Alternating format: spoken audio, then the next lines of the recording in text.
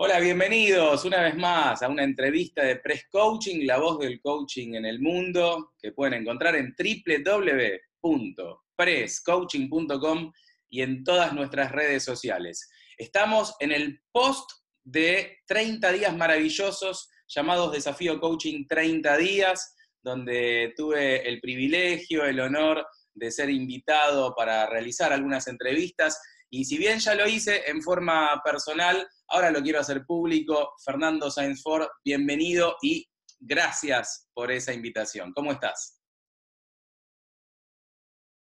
Bien, muy bien. Y bueno, gracias por invitarme de nuevo a este espacio tan lindo que es Press Coaching. Muy contento y siempre me encanta que charlemos, así que con muchas ganas de conversar. Después de escuchar a tanta gente, si hoy te pidiera la definición de coaching, estoy seguro que no me vas a dar la misma que me diste en las entrevistas anteriores. No, seguro, o sea, y siempre es así, siempre hay algo que se va modificando en el presente de cada uno. Claramente, después de tantos maestros que pasaron y referentes, hay algo que se va modificando. Mirá, si yo ahora me preguntás así, estamos en una conversación, como un amigo, che, y al final, ¿qué es eso del coaching? Yo te diría que coaching es una relación, una conversación donde las personas resultamos transformadas, resultamos empoderados en pos de nuestra propia agenda, de aquello que queremos que pase.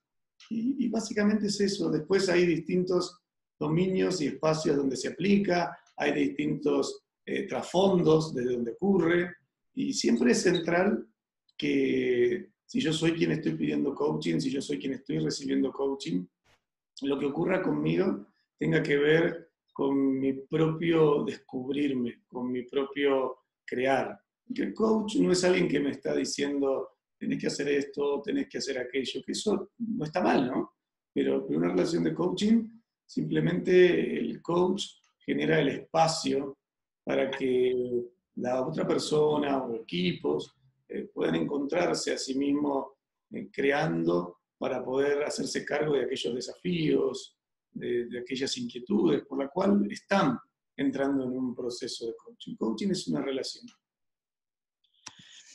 Fer, hace poquito vi el documental que hiciste con Ivonne, ¿sí? En la cima del coaching, hermoso documental, donde pude ver cómo fuiste conectando con distintas personas, como con Ivonne. Eh, si hoy tuvieras que recoger o elegir 3 personas que te regaló el coaching y con quien tuviste uno de esos vínculos donde conectaste con el alma, yo sé que son muchísimos y que a veces uno no quiere dejar afuera a nadie, pero si tenés que hacer un top 3, ¿a quiénes elegís? Cuando yo hago este tipo de preguntas, encuentro la mayoría de las veces una respuesta que esquiva el tener que comprometerse, ¿no? Y decir. Sin embargo, te voy a decir lo que me sale ahora, ¿sí? Lo cual no implica que siempre te respondería lo mismo. Ya hay un sesgo en la pregunta que al escucharla es imposible no nombrarte Ivonne. ¿Sí? Ivonne Hidalgo Díaz, en este recorrido del mundo del coaching, se convirtió en mi hermana del alma. Entonces, claramente, desde si existen las almas gemelas, bueno, yo no sé si gemelas, pero algo parecido. Lo que descubrí que no es en una relación de pareja, sino es en una relación de hermandad. Y eso pasa con Ivonne. Sin duda esa es una relación. Lo segundo que te voy a decir puede sonar extraño, pero creo que mi hija. Porque mi hija nace en el contexto donde yo ya soy un coach. Entonces, mi forma de relacionarme con ella, mi forma de entender el mundo con ella, sin lugar a dudas está influenciada, sumergida en toda una forma de entender a las personas y al ser humano, pero Pero qué lugar más bonito que el de una relación de padre, madre, hijo, en donde creo que es la relación, ¿no? Una de las relaciones fundamentales en la vida. Entonces, yo creo que el coaching no me regaló a mi hija, pero me dio una manera muy especial de poder tener la relación que tengo con ella, ¿no? No fue solo el coaching, pero en el momento en el que la vida me regala la oportunidad de que mi hija viniese al mundo, claramente eso estaba muy presente. Hoy sigue estando, pero también hay otras cosas. Y la tercera persona. ¿Quién podría ser la tercera persona?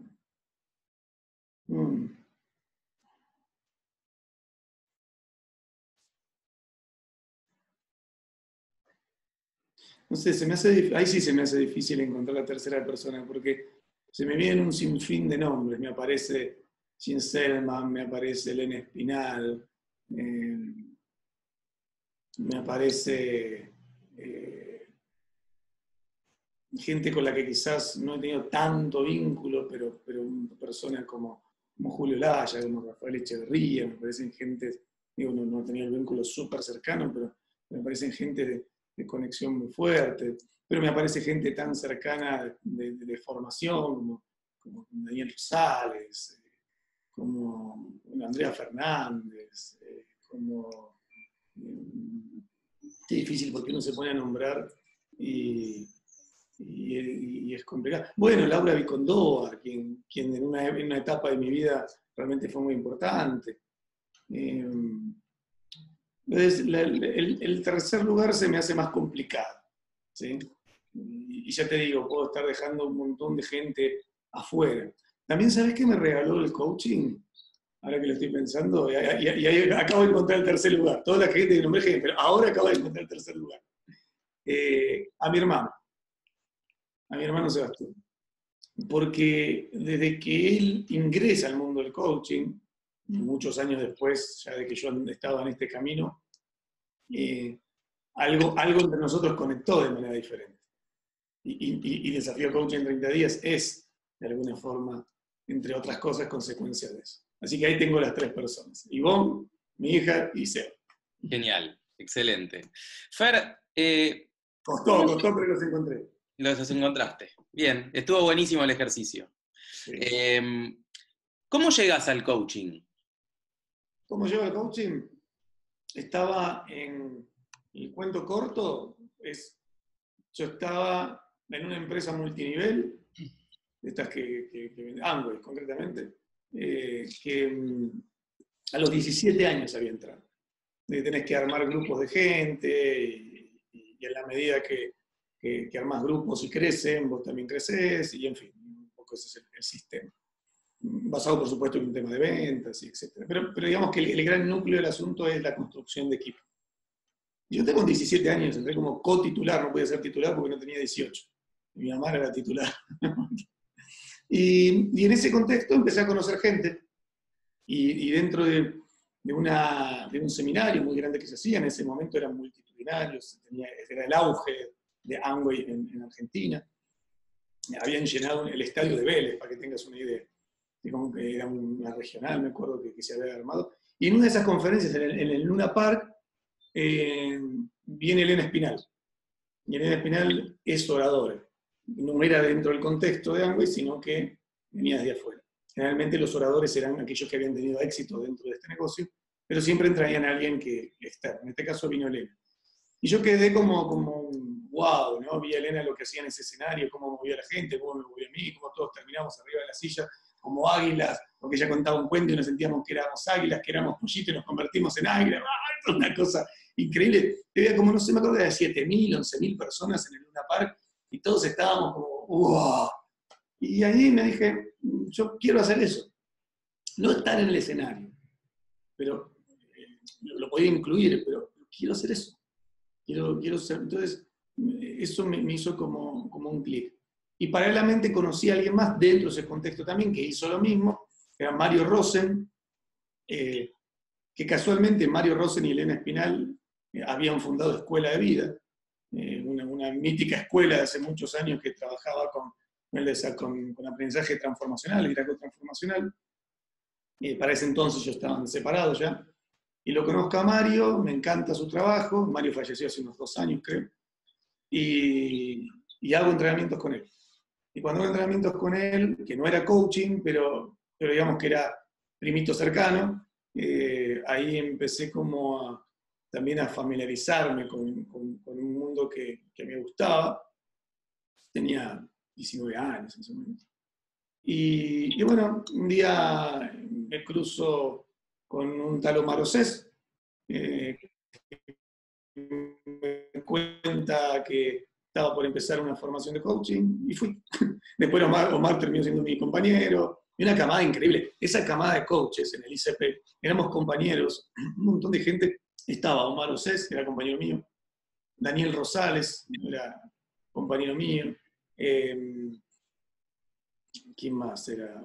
Éramos un montón. En esa camada también estaba, a ver, no en la misma, pero prácticamente en paralelo, estaba Ingrid Rivera, Marco Leone, bueno, compañera mía también era Patricia Rodríguez Videgaray, Lidia Murader, éramos todos compañeros, era toda una camada, me estoy olvidando un montón de gente que también ha hecho un camino enorme en el coaching. Y una época mi maestro. ¿Eh? Mi maestro Guido Samelnik, con quien compartí. Claro, perdón, Guido, me estoy olvidando de Guido. Guido era compañero mío también, claro. Sí, totalmente, gracias. Gran amigo mío, me estaba olvidando. ¿Ves? Ese fue otro gran hallazgo del coaching, en la primera pregunta que hiciste. Y así fue que llegué, siempre tuve algo que me llevaba a interesarme por aquellos espacios de transformación para mí y que tuviese que ver con los demás. La verdad que finalmente entré a estudiar coaching a los 21 años. 20, perdón, a los 20 años. Y así llegué. ¿Y quién era Fernando antes de encontrarse con todo esto? Bueno, fue hace muchos años. Hoy tengo 43, así que vos pensás que pasé más años en mi vida siendo coach que no siendo coach. O sea que eso es raro, porque no se da tanto esa ecuación. Yo tengo más años de vida como coach que como no coach. ¿Y quién era antes? Sabes que en el fondo no creo que fuera algo tan diferente a lo de hoy, ¿no? Obviamente que hay un montón de cosas que se transforman y cambian, pero antes de estudiar coaching, yo armaba grupos a los 18 años con amigos que nos juntábamos los domingos a la noche para trabajar temas de transformación. Me acuerdo que en aquel momento trabajábamos con el libro La Novena Revelación y yo agarraba a todos amigos míos que me decían, estás loco, y no sé cómo los convencían para que vinieran. Y en vez de irnos a jugar al fútbol, cosa que también hacíamos, nos juntábamos en mi casa y yo ponía una pizarra y empezaba a hablarles. No había estudiado coaching todavía, ¿no? Y los agarraba a todos y decía, bueno, tenemos que devolverle al mundo algo que nos dio, y los hacía, la forma de decir, porque los empujaba y salíamos toda la calle a levantar basura para limpiar un poco el mundo en virtud de lo que nosotros lo estábamos ensuciando. No sé de dónde vino eso, pero eso estaba, digamos que era un joven idealista. Era un joven idealista, muy soñador, con un dejo de nostalgia, siempre digamos, una cuestión de nostalgia por lo que ya había dejado de ser. Había algo de eso, ¿no? Enamoradizo, bastante enamoradizo. Con una necesidad de reconocimiento también. Reconocimiento no en el, uy, qué bueno que sos, sino en la caricia. Y en una búsqueda constante de un espacio de amor e integración. Eso para mí siempre estuvo presente y eso es lo que no cambió, ¿no? Esa parte. Siempre estuvo presente eso. Eso para mí. Era muy rebelde, si vamos un poquito más para atrás. Mira, te voy a contar una cosa, esto no sé si lo conté alguna vez así en vivo. Yo en cuarto año, acá en Argentina tenía hasta quinto año, primero en la secundaria, cuarto año lo hice 3 veces. O sea, repetí 2 veces cuarto año. Y si vos mirás hoy un chico que se repitió, está haciendo por tercera vez cuarto año, repitió 2 veces, ¿cuáles son los primeros juicios que te vendrían, no? ¿Qué es lo primero que te vendría? Si no tiene futuro, es un vago, no es inteligente, no se dedica, no es comprometido, no toma responsabilidad, la cantidad de cosas que se podría llegar a decir. Bueno, yo era ese. Yo era ese. Y la verdad es que no sé si tenía que ver con algo de todo eso. Yo tenía una rebeldía muy fuerte ante el sistema. O sea, había algo que, que yo me rebelaba de la manera en que me salía en ese momento. Me rebelaba. Tampoco me gustaba mucho el estudio, para ser sincero. Pero ese tipo de estudio. Había algo a mí en el sistema tradicional de educación que no dejaba que me exprese de la manera en que por lo menos yo creo que precisaba, ¿no?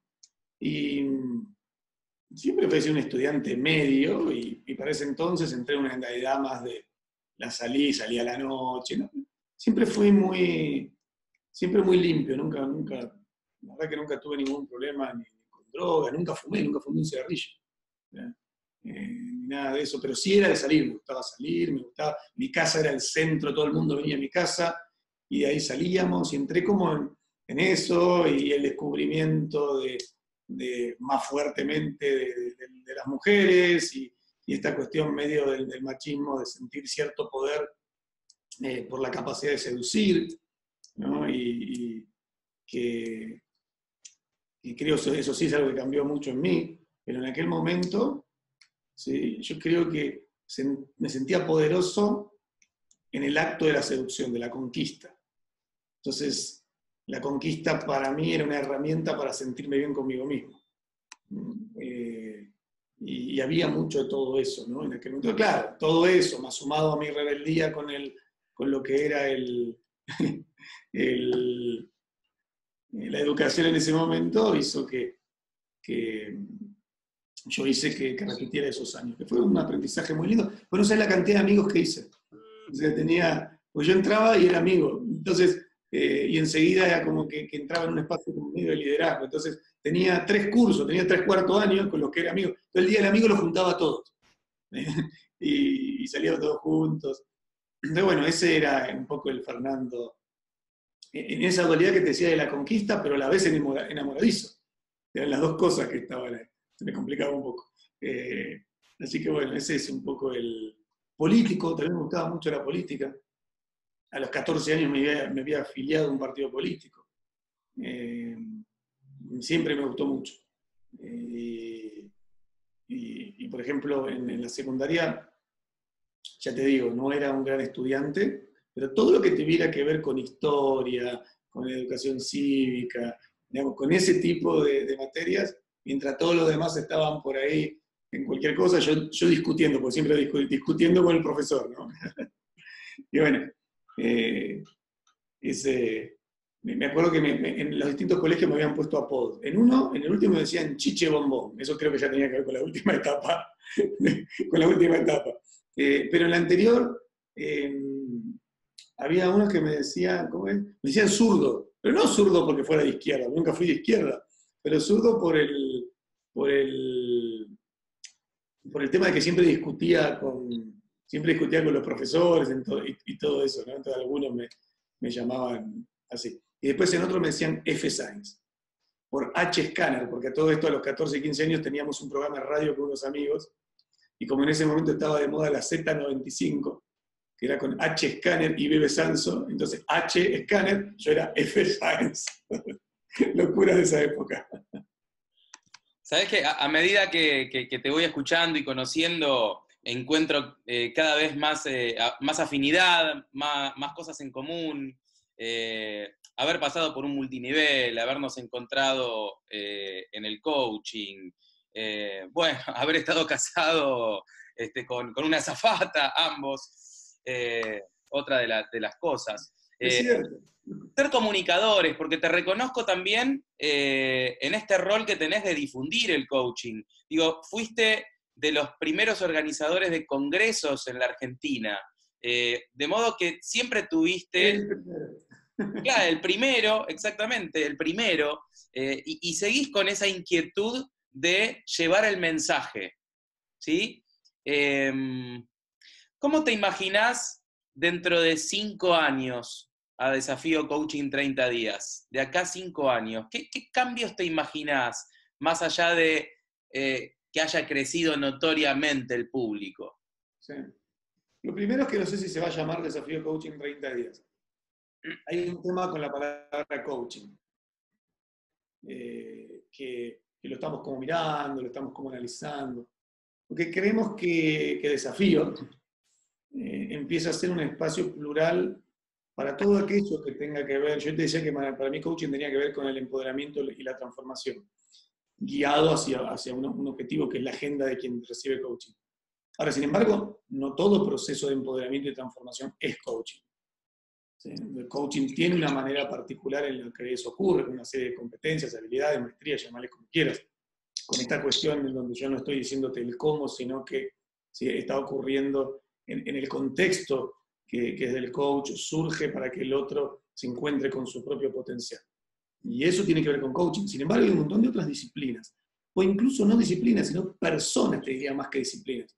Personas que sin ser coach generan un espacio donde las otras personas resultan empoderadas y transformadas. Entonces, un Coco, si vos escuchaste a Coco Nice, él no es un coach en el sentido que se haya formado como coach, pero ¿quién no resulta empoderado o transformado después de estar un rato escuchando a Coco Nice? ¿Sí? Un cartonero o pepenador, para que entiendan las que escuchan de México, que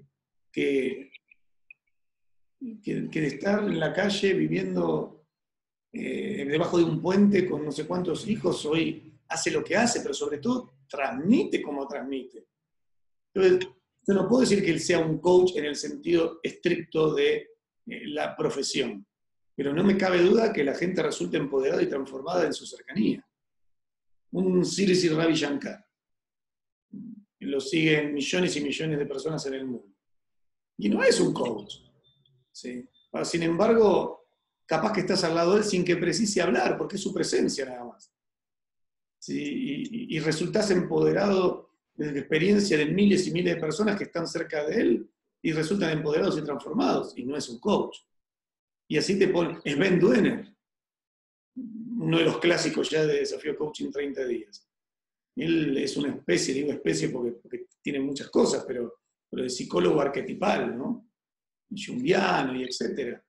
¿Y quién puede decir que después de conversar con Sven Duner no resultase empoderado o transformado? Y no es coaching.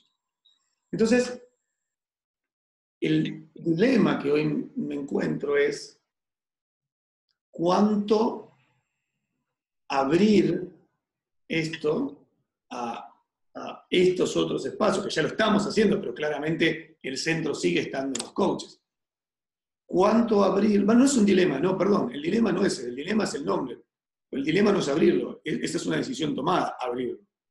Creo que Desafío Coaching 30 días se va a transformar en un lugar en donde mucha gente que tiene este don de inspirar para que el otro se empodere y se transforme, debería tener un espacio. Ahora, si le seguimos llamando coaching o no, claramente vamos a seguir poniendo en el centro el coaching, ¿sí? Pero quiero que todo eso esté también. Por dos cosas, porque le aporta mucho al mundo del coaching y también porque hace que un montón de gente que no está en el coaching también se acerque. Las dos cosas. No sé si se va a seguir llamando coaching, ya lo veremos, no tengo la decisión. Pero lo veo, ¿dónde lo veo? Lo veo, como te digo esto, lo veo como un espacio en 5 años en donde estemos llegando al 1.000.000 de personas. ¿Sí? Sé que no es un tema de cantidad, y si no es 1.000.000 o son más no hay problema, y si son menos tampoco hay problema. No estoy apegado a eso, pero nos orienta. Porque la ejecución de acciones para llegar a 1.000.000 de personas no es lo mismo que la ejecución de acciones que para llegar a 100.000. Ni es lo mismo que la ejecución de acciones que para llegar a 10.000.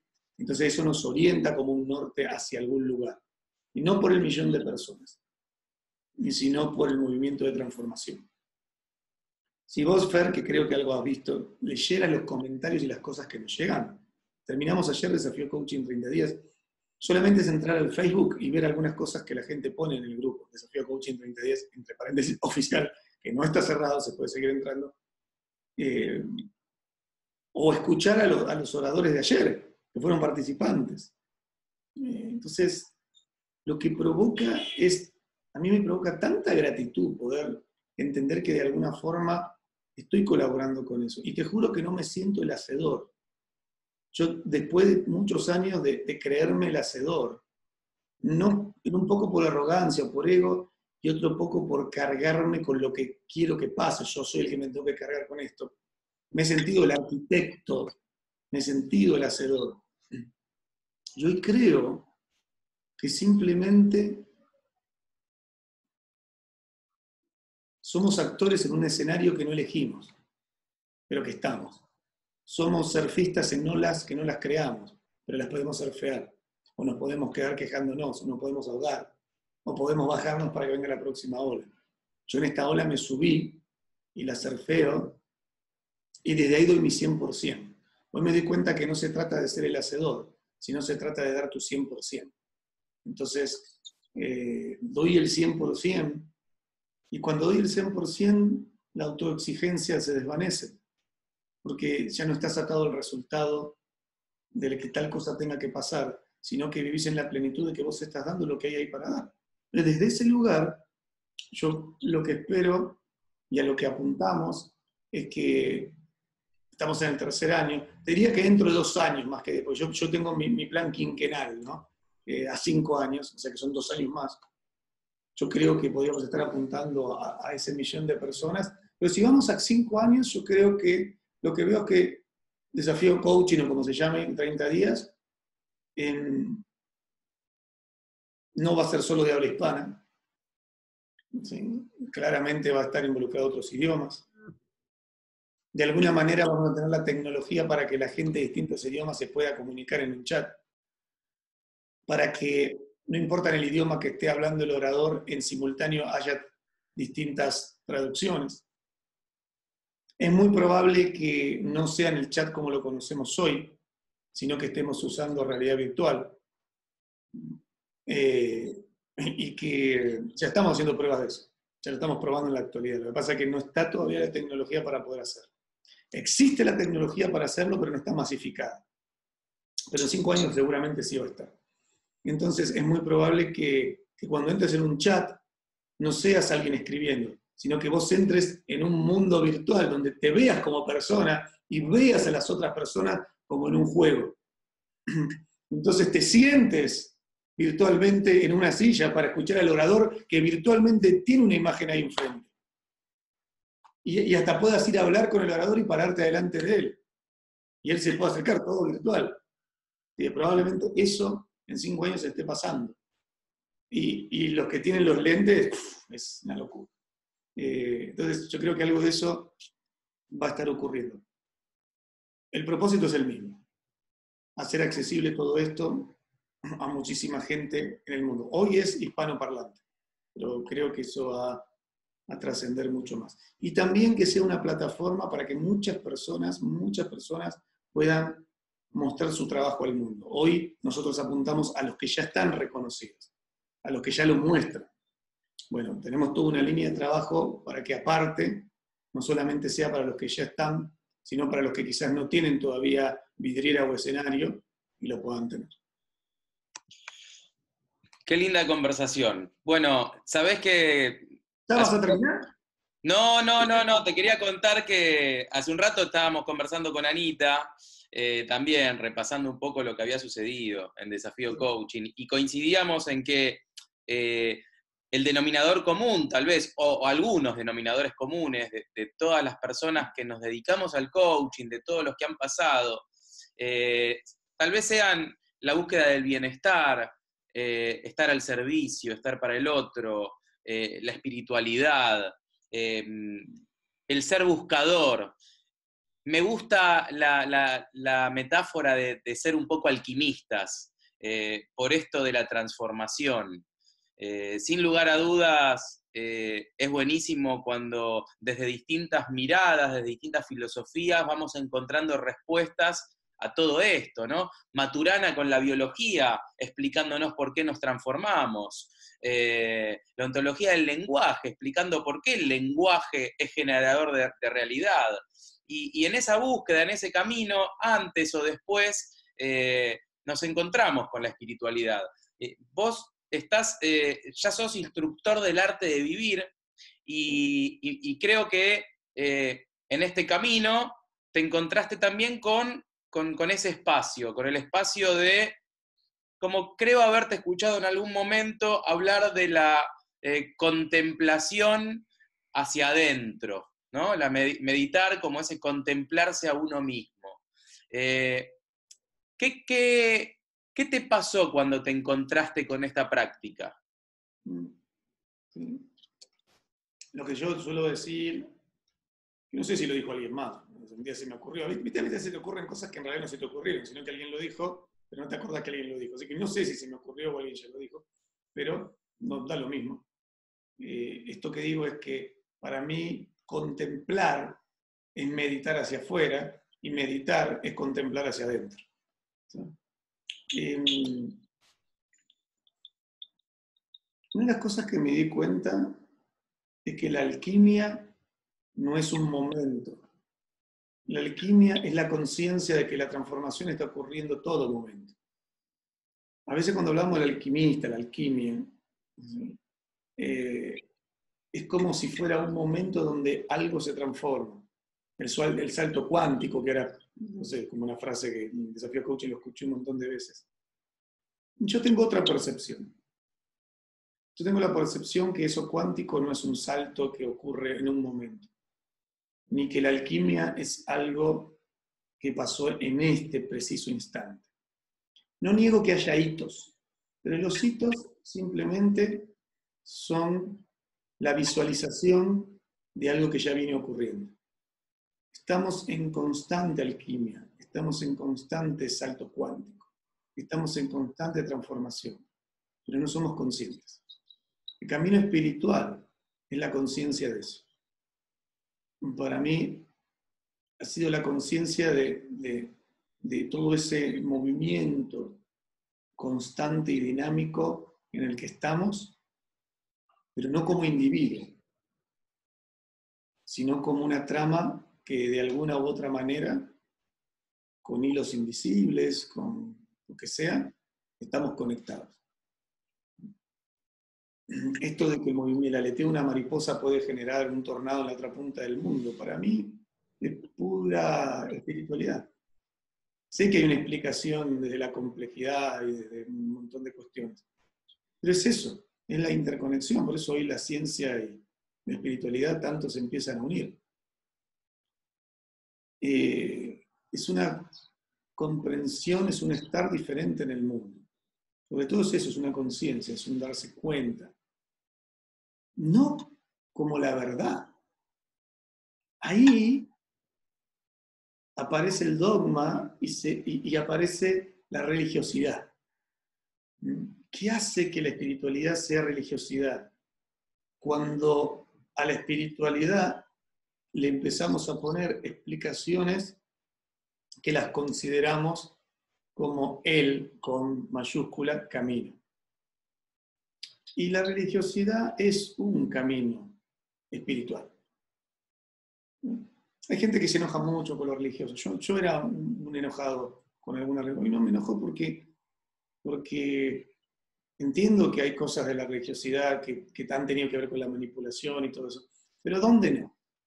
¿Dónde no? La psicología también, el coaching también, un abogado también. Porque somos personas. Hay personas. Pero toda religiosidad tiene un fin muy hermoso. Muy hermoso. Y hay tanta gente católica, judía, protestante, hinduista, jainista, budista, o lo que sea, que hace tantas cosas lindas por el mundo. Y después, por supuesto, hay estructuras que se vuelven más rígidas y que quizás pierden un poco el eje por el cual se originaron, ¿no?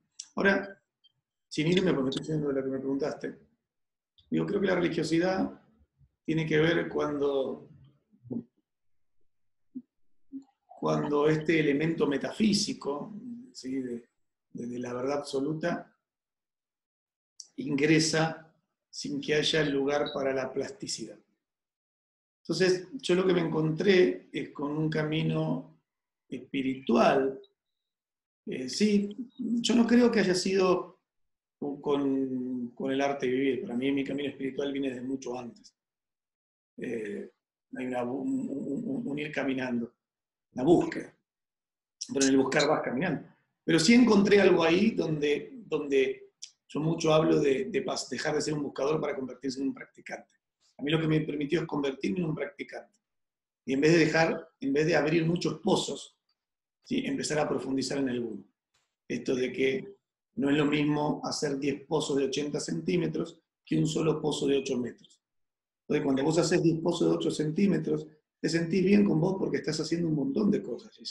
A la noche llegás y estás cansado de haber hecho tanto, y hay como una satisfacción con eso. O vas abriendo distintos caminos, entonces podés hablar de un montón de cosas podés hablar, pero siempre en los 80 centímetros. Ahora, profundizar en un solo pozo de 8 metros te lleva el mismo esfuerzo que 10 pozos de 80 centímetros. Pero para poder expandir hacia afuera, tenés que profundizar hacia adentro. Cuanto más hondo es el pozo que podés hacer, más grande es el desplazamiento que podés realizar hacia afuera. Entonces, a mí lo que me permitió hace 7 años conectar con el arte de vivir ha sido ese profundizar. Profundizar, y claramente si vos ves videos míos y charlas mías de hace 7 años, ni siquiera hace 7 años, el año pasado, si querés, y los ves ahora, te das cuenta que, yo me doy cuenta, me doy cuenta de que hay una paz y una serenidad que yo no tenía antes. No quiere decir que yo sea un pacífico todo el tiempo, comparado conmigo mismo, no con otros, no con la paz. Pero hay una paz, una armonía, un centro que yo no lo conocía. ¿Sí? Tenía mucha resistencia a muchas cosas. Y como era muy buen argumentador, creo que lo sigo siendo,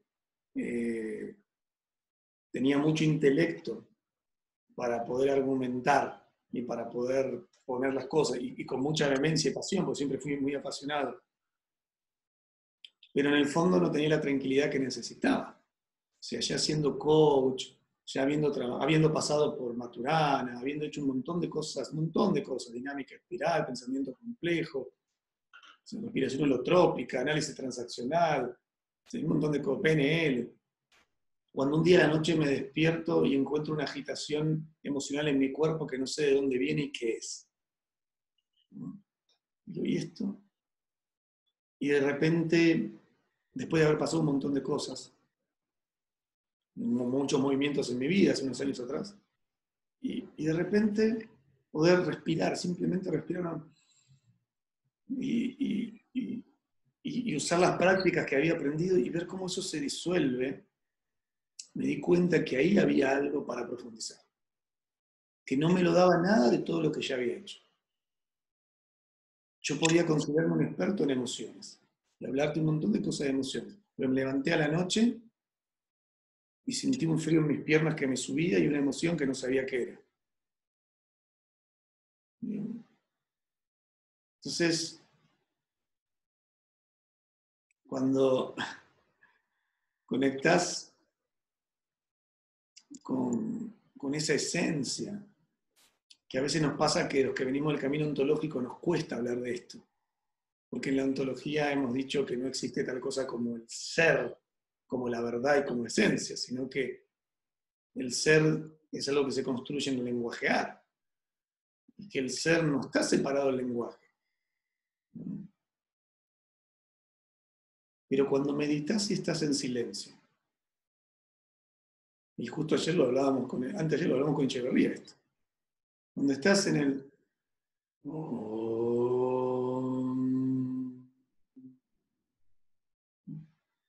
y ahí te quedás. Ahí no hay lenguaje. Pero vos estás. Entonces, eso me dio un espacio en el cual conectar con una presencia diferente y seguir completamente alineado con la ontología del lenguaje y entender que los seres humanos nos construimos nuestra cultura en el lenguaje, construimos nuestro siendo, nuestra forma de estar en el mundo en el lenguaje. Sin lugar a dudas, somos en el lenguaje, pero no solo eso. Entonces, eso tiene que ver con lo que a mí me ha brindado la espiritualidad. Y te digo una cosa, yo no creo demasiado hoy, en este momento, por cierto que esto va a quedar grabado mucho tiempo, estamos en el 2018, ¿sí? En octubre. Entonces, no sé qué voy a decir, pero hoy yo no creo en el coaching espiritual. Sé que hay gente que lo dice y lo hace, y no tengo nada en contra de ello. Yo creo en personas con conciencia espiritual que practican el coaching. Pero cuando queremos hacerlo de coaching espiritual, estamos como colapsando espacios. Estamos colapsando dominios. Son dos dimensiones diferentes que se integran, que se complementan, pero son dimensiones diferentes. Sri Ravi Shankar, que estuvo en Desafío Coaching 30 días, él trae una metáfora que yo la tomé y la agarré la hice mía y la armé y la desarmé como a mí más me gustó. Pero la verdad que lo escuché de él. Aparte, él es mi maestro espiritual. A un nivel, todos estamos hechos de lo mismo. No importa de qué sea. Esto yo lo dije en Desafío Coaching 30 días un día. Todos estamos hechos de lo mismo. Suponete que lo que estemos hechos es de madera. No porque sea madera, obviamente, ¿no? Pero en el horóscopo chino soy conejo de madera, así que yo sí estoy hecho de madera. Pero bueno, todos estamos hechos de madera, todos. ¿Qué quiere decir eso? Estamos armados de lo mismo. Estamos hechos de lo mismo. De lo que fuese. O sea, no importa cómo le llamemos, pero estamos hechos de lo mismo. Suponete que sea de madera. La espiritualidad tiene que ver con eso. Tiene que ver con el encontrar. Que todos estamos constituidos por la misma cosa.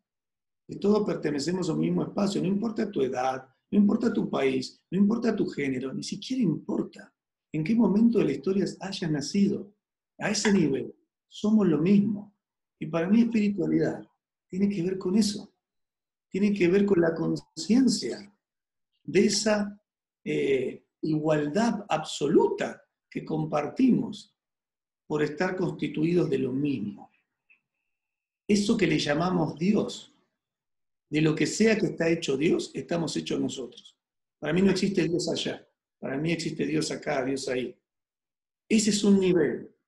El otro nivel es que si todos estamos hechos de madera, por decir una metáfora, habrá personas que son mesa, habrá personas que son silla, habrá personas que no, que expresan su estar siendo en el mundo como ventana o como cama. Entonces, como coach, probablemente mi trabajo tenga que ver con qué tipo de mesa querés ser. ¿Qué tipo de ventana querés ser? ¿Querés ser una ventana cerrada? ¿Querés ser una ventana abierta en donde puedas mirar y descubrir que hay tanto mundo? Quizás sea puerta. Entonces, ¿qué quieres ser? ¿La mejor puerta? ¿De qué tamaño? ¿De qué forma? ¿Puerta en dónde? ¿Para quién? ¿Dónde vas a abrir y dónde vas a cerrar? ¿Querés ser silla? ¿Cómo es expresar el mejor sentar siendo silla? A ese nivel, el coaching actúa. Y el coaching es una gran posibilidad para empoderarte a vos como silla, no como mesa. O a vos como mesa, no como ventana. Pero si solamente te quedás en ese nivel y no tenés la conciencia espiritual de que estamos hechos todos de madera, podés llegar a ser la mejor silla, pero en soledad. Porque cuanto mejor silla seas, más te separás del resto. Porque ahora te creíste que sos silla y sos la mejor silla. Y eso trae un profundo dolor en el alma que no tiene conciencia espiritual. Por eso yo creo que hoy en día tanto se escucha la necesidad espiritual. Porque hay personas logrando ser una buena silla, logrando ser una buena puerta, logrando ser una buena mesa, pero que se están separando del resto, que pierden sentido de pertenencia, que sienten que en su forjar la individualidad y en sentirse que son los hacedores, cultivan un sufrimiento existencial del que no son conscientes. Por eso no creo en el coaching espiritual. Creo en personas con conciencia espiritual que hacen coaching. Te escuchaba y se me venían a la cabeza un montón de frases, de reflexiones. Por ejemplo, Echeverría cuando mencionó esto de que en un momento, no recuerdo exactamente si le preguntaron si el OM no era un acto lingüístico y tuvo como esa visión de, wow, ¿qué está pasando acá con esto? Se me venía Jim Selman ayer cuando decía, quiero que veas lo que yo veo, no para que me creas lo que yo te digo, sino para que puedas acceder a una mayor dimensión de lo que vos podés llegar a ser y que hoy no estás viendo. Pensaba en el hermoso lema que tuvo este año Desafío Coaching, que es la naturaleza transformadora del coaching, porque este año escuché historias de transformación terriblemente profundas. Digo, cuando hacemos coaching escuchamos y convivimos con estas historias de transformación en lo cotidiano, pero haber escuchado, por ejemplo, a Juan Pablo Escobar, que me pareció una de las historias más poderosas de transformación, porque no estamos hablando de un hijo enojado con su papá porque su papá no le dejó usar algo o por lo que fuera. Estamos hablando, cuando le hiciste esa pregunta de si volvería a elegir a su padre, y dijo, sin dudas volvería a elegirlo porque primero lo amo, más allá de estar completamente en desacuerdo con sus decisiones y en elegir hoy ser la antítesis de mi padre. A mí te juro que me tocó una fibra, porque en lo cotidiano escuchamos a personas que por muchísimo menos eligen dejar de amar a su padre, a su hermano, a su prójimo. Y escuchar a Juan Pablo decir, lo volvería a elegir como padre porque primero lo amo, me hizo escuchar una historia de transformación terriblemente poderosa. Escuchar toda su conversación. Digo, ¿cuántas historias más hay, ¿no?, de transformación? Y esto es lo que rescato del coaching, y esto es lo que rescato de las prácticas espirituales, si querés, de la transformación, porque en definitiva, si hay una palabra con la que asocio coaching es esa, es transformación. Y me hace mucho sentido cuando decís, no sé si se va a llamar coaching, y vamos a la esencia transformadora. La pasé realmente muy, muy bien en estos 30 días, disfruté mucho, tanto entrevistando como escuchando entrevistas, como escuchando conferencias.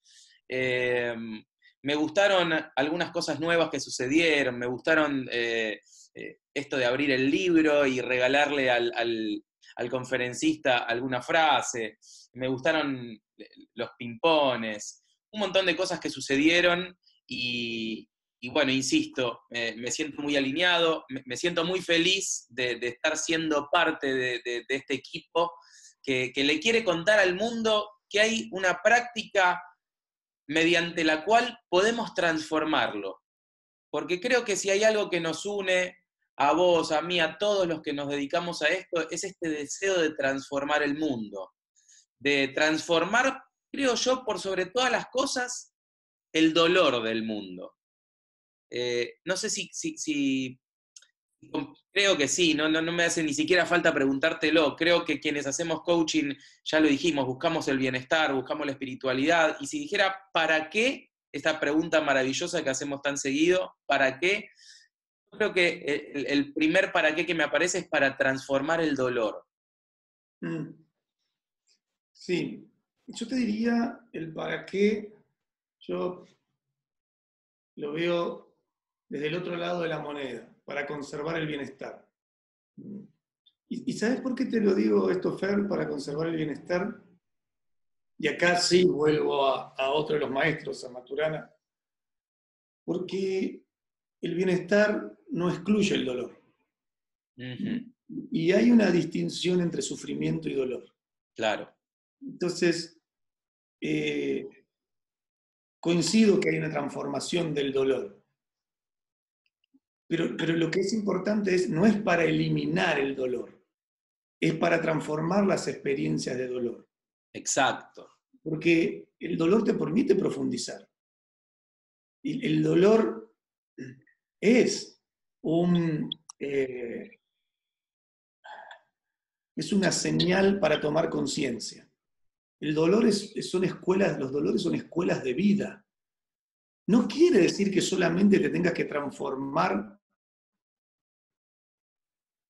a partir de que algo te duela, ¿sí? Sin embargo, no cabe dudas que el espacio del dolor es un espacio, es una tierra fértil para la transformación. Ahora, ¿para la transformación hacia dónde? Porque te podés transformar en una persona que hace de su dolor una causa para servir al mundo. O te podés transformar del dolor en una persona que vive en el resentimiento, o en la negación, o en el ocultamiento, o en la superficialidad con cara de profundidad, pero que en el fondo es no tomo responsabilidad por mi dolor. Entonces, yo creo que el propósito tiene que ver con la conservación y el bienestar. Y para mí el bienestar es estar donde querés estar. ¿Sí? Y el único lugar donde puedes estar es el presente. Y si no querés estar en el lugar donde estás, si no querés estar en ese espacio del presente donde estás, estamos jodidos. Porque es lo único que tenemos. Ahora, a mí me gusta hablar de esta metáfora. Suponete que yo quiero sentarme en una silla. Y digo, ese es el lugar donde quiero estar. Pero mientras voy caminando a sentarme en esa silla, vivo en la expectativa de querer estar en la silla, por lo cual me genera una situación de ansiedad.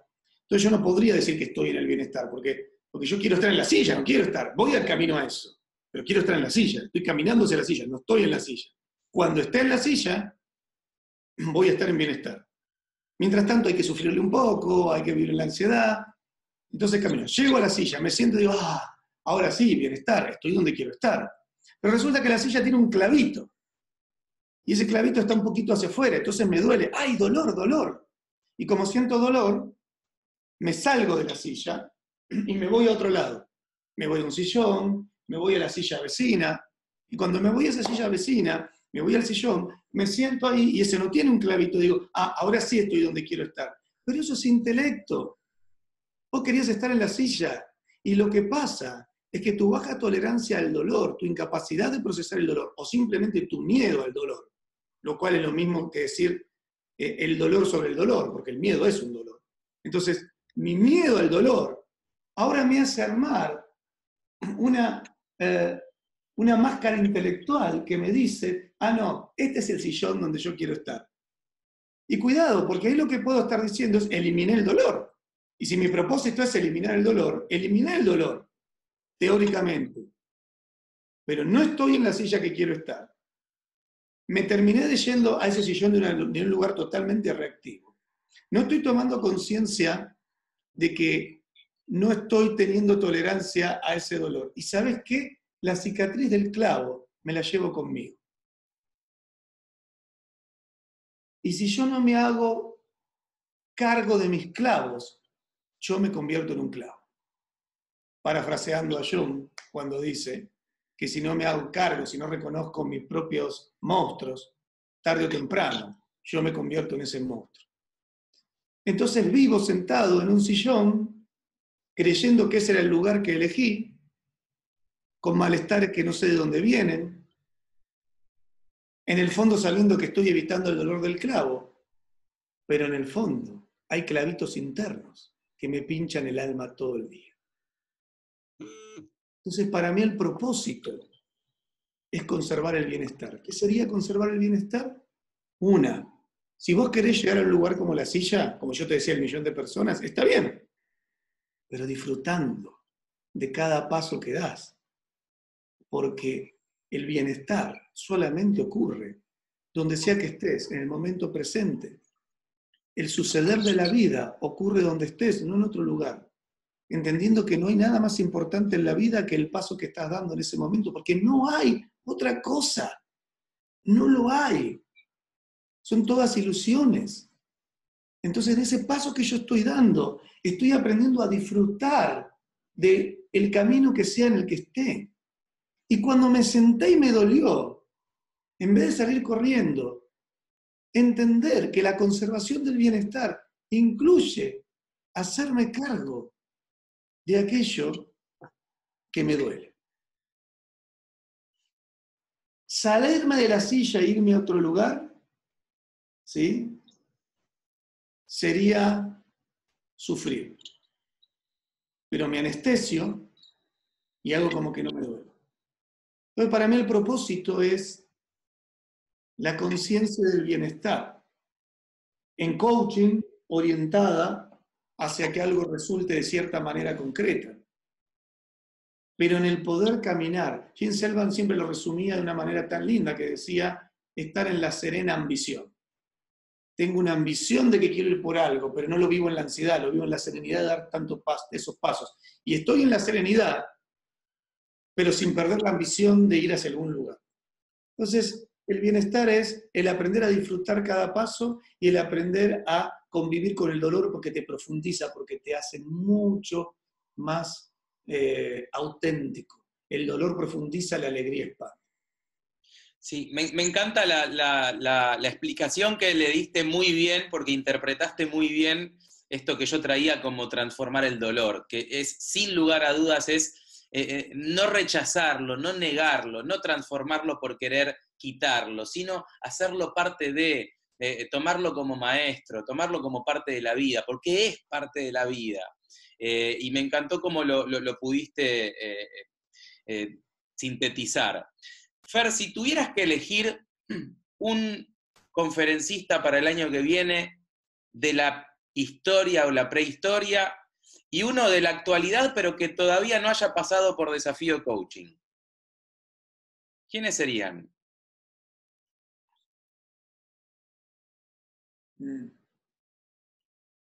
Qué buena pregunta.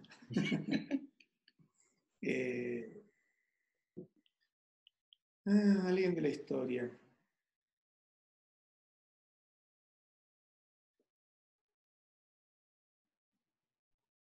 Tendría una pareja. ¿Puede ser una pareja? Claro, sí. Adán y Eva. Tendría una muy buena conversación con ellos. Me encantaría. Creo que hay tanto mito para romper por ahí que poder preguntárselo directo a ellos sería En el bien. supuesto caso de que hayan existido, ¿verdad? Por supuesto, en el supuesto caso que hayan existido. Pero como vos dijiste, personajes. Sí, sí, totalmente. Es válido, entra.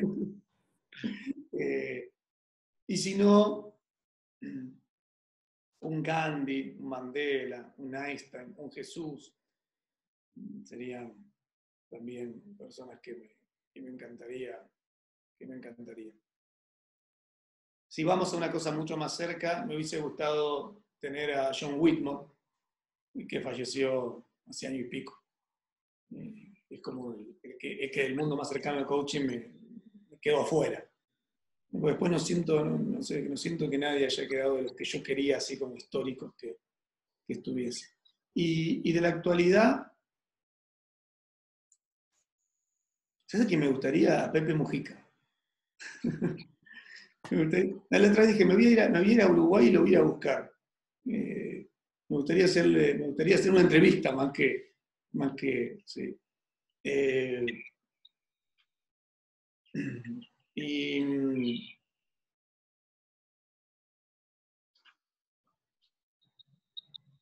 a uno de los que quería ya lo tuve. ¿Cuál fue el que más deseaste tener y se hizo realidad? Maturana y Siri Ravi Shankar. Sí. Bueno, Tim Galway también, pero fue el primer año. Y aparte de Tim Galway yo ya lo había traído a la Argentina, con lo cual había otro.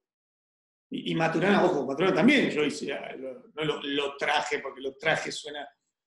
A Tim Galway literalmente lo trajimos. A Maturana coarmamos con el Instituto Matrístico en aquel momento unos cursos acá. Y lo traje también ahí sí lo traje, para el Congreso de Coaching. Sin embargo, dado la historia reciente que él había tenido con algunas declaraciones que había hecho en la prensa sobre el coaching, tenerlo en Desafío Coaching post todo eso era un tema bien interesante. Pero déjame pensar, alguien que me gustaría. ¿Sabes alguien que me gustaría tener? Freddy Kaufman, que no lo tuvimos todavía. Robert Dills, Ken Gilbert.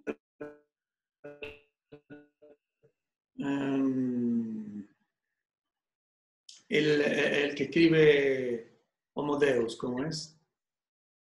Ay, tiene un nombre. Yo te aporto uno que me encantaría escuchar, es decir, jugando con la historia, que es Wayne Dyer. Sí, sí. Bueno, podemos tener Peter Senge. Y de la actualidad creo que me gustaría escuchar a Barack Obama. También, sí. ¿Sabes a quién me gustaría escuchar? Te va a sonar muy loco, ahora que dijiste para Obama. ¿Cómo se llama el presidente de Estados Unidos? Mira, hasta se me fue la negación. Donald Trump.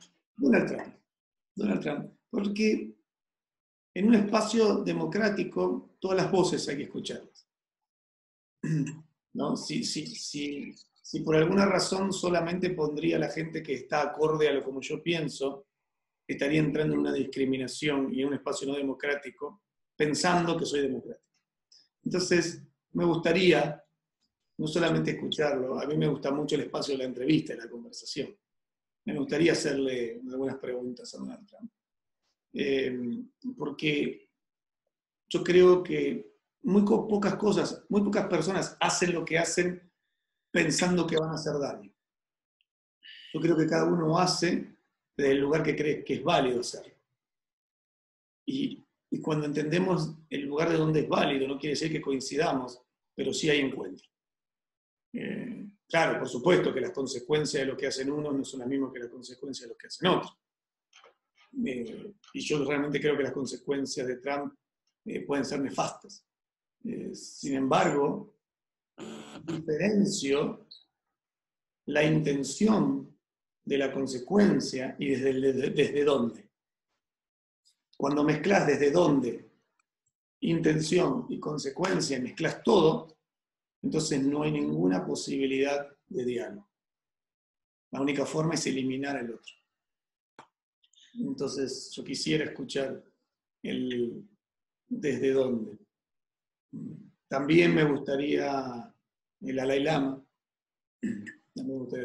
El Papa Francisco. También. Y esa gente como Coco, que hace una diferencia todos los días en el mundo sin que sean públicos. Está lleno. Entonces, encontrar gente como Coco, bueno, vos hablaste de Juan Pablo Escobar, un caso, un ícono de transformación. Es difícil, ¿sabes? Una buena pregunta, la pregunta de qué pregunta no te dice, una buena pregunta tendría que ver con cuán complejo o no complejo fue tenerlo a Juan Pablo. Y fue complejo, porque hay muchas voces que se levantaron en contra. Y las publicidades que teníamos nos acusaban de muchas cosas, nos acusaban directamente. ¿Sí? Porque hay gente muy dolida, porque la historia fue tremenda, porque fue realmente tremendo lo que ocurrió con el padre. Entonces, es tanto el dolor que cuando el dolor, no el dolor, el sufrimiento, es tan grande el sufrimiento que la habilidad de discernir, vos no le podés pedir a una persona que está sufriendo que haga que discierna.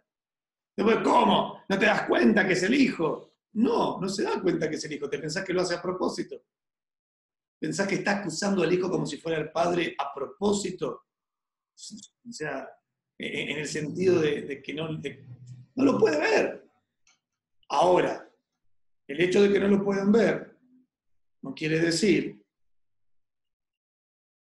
que entonces yo diga, bueno, listo, ya está.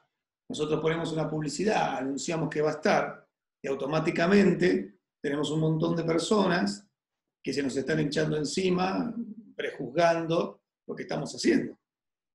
Pero entiendo el prejuicio. Y también, vos antes me preguntabas por la espiritualidad, ¿sabes algo que me sirvió mucho? Yo tengo una frase de cabecera, que la tengo creo que de los 20 años, que es una frase china, que dice que clavo que sobresale se lleva un martillazo.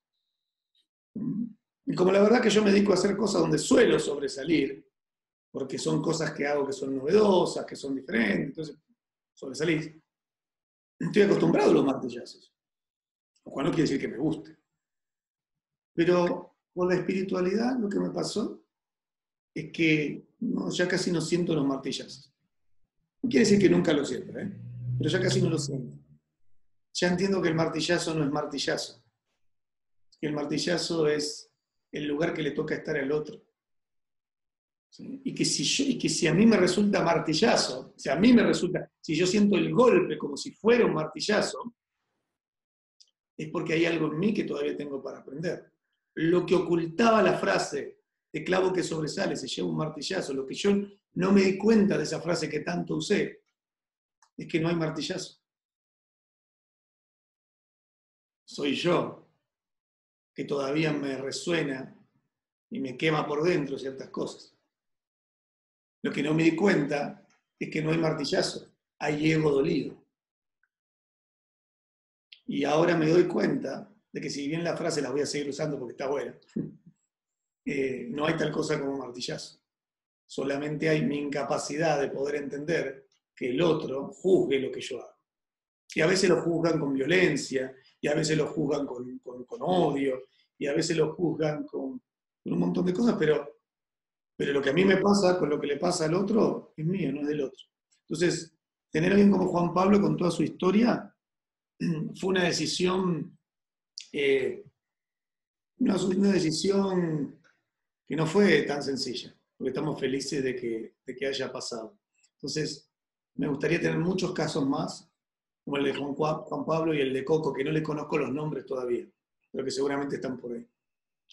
Creo que una de las cosas que yo al menos rescato del budismo como una de esas perlas espirituales que quiero tomar para mi vida, es esto de vivir en el no juicio, ¿no? Y pensaba en eso cuando yo leía también toda esa gente enojada con lo de Juan Pablo, y te juro que les deseaba de corazón que pudieran llegar a eso, a ese puerto, al vivir en el no juicio, porque cuánto dolor y sufrimiento nos evitaríamos, ¿no? Porque es esto que decías, es vivir en el no juicio, es darme cuenta que no hay martillazo. Sí. Sí. Fer, no me respondiste. Sí. No te sé, y escucharlo a Juan Pablo, porque el problema del prejuicio, primero aclaremos algo, la verdad es que fue un ínfimo porcentaje, habrá sido un 1%, 2%, 3%, si querés 5%, pero así como comparado con todo el resto. Pero viste cómo es nuestra conciencia, nuestro 100%, nuestro 95% de conciencia se queda atrapado en el 5% que es diferente a lo que esperamos. Entonces, en relación a muy poco, pero el tema es que esa gente, como el juicio abre y cierra acción, le cierra la posibilidad de escucharlo. Porque si no escuchás, yo creo que casi no hubo nadie que lo haya escuchado y que se haya quedado con eso. Pero el tema es que ni siquiera te das la chance de escucharlo, ¿no? Ese cierre. Y qué riqueza enorme que se han perdido aquellos que no lo han escuchado, porque verdaderamente, bueno, nada, lo digo, y este juicio mío, y creo que lo compartís, fue muy, muy rico escuchar el testimonio de Juan Pablo. Más allá de Juan Pablo y de esta quiero cerrar con dos preguntas. La anteúltima es, de aquí a 5 años, ¿dónde te gustaría que hagamos la próxima entrevista? ¿En qué lugar del mundo? A soñar sin límites.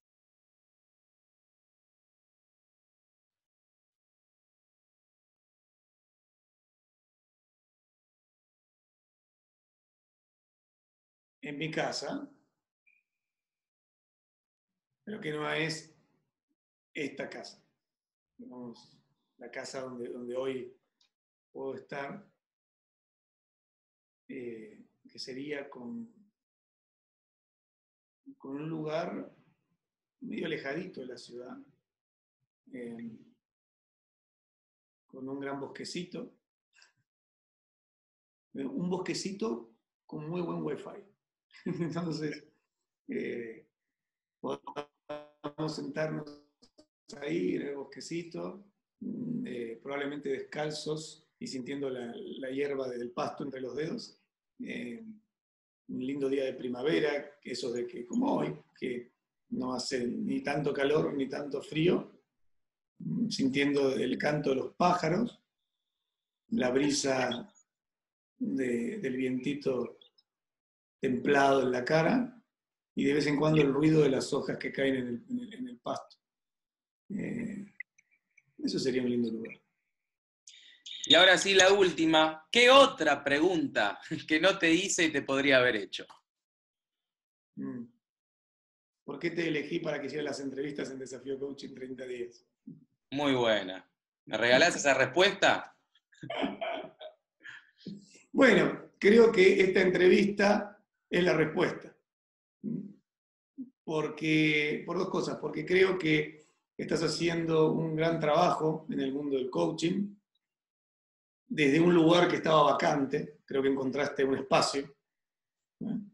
Que tiene que ver con poder transmitir noticias, con poder dar a conocer, pero lo estás haciendo desde un lugar en donde, si bien vos provenís de una línea de coaching, porque provenís de una línea, todos provenimos de alguna, has tenido la capacidad de no quedarte atrapado en el coaching, es lo que mi maestro me dijo, ¿no?